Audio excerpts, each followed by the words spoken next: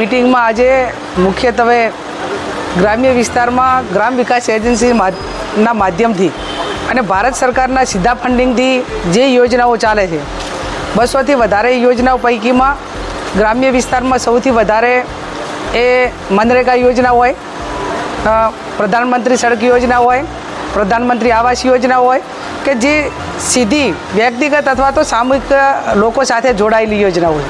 તો ક્યાંક ને ક્યાંક ગ્રામ્ય વિસ્તારોની જે માગણી છે એ માગણી પ્રમાણે અહીંના જે અધિકારીઓ હોય કે એનું અમલીકરણ કરવાનું હોય કે એની જે વહીવટી પ્રક્રિયા કરવાની હોય એ નથી કરતા.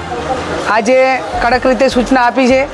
એ લોકો એવું કહે કે ગ્રામ્ય વિકાસ એજન્સી મારફત જે પણ કામો જે ચાલે છે એ તમામ કામો 60-40નો રેશિયો મજૂરી અને મટીરિયલનો સચવાતો નથી. તો ક્યાંક એ લોકો એવી વાત કરે કે પંચાયતો ઘર કરવાના હોય, આંગણવાડી કરવાના હોય.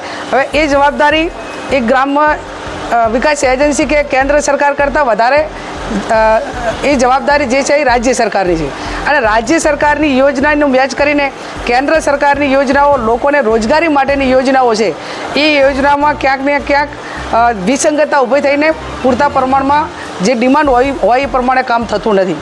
તો આજે કડક તમામ જે ડિપાર્ટમેન્ટના અધિકારીઓને સૂચના આપી છે કે આનો જે વિભાગની અંદર ગ્રાન્ટની તકલીફ હોય ત્યાં અમને અલગથી તમે વિગતો આપો.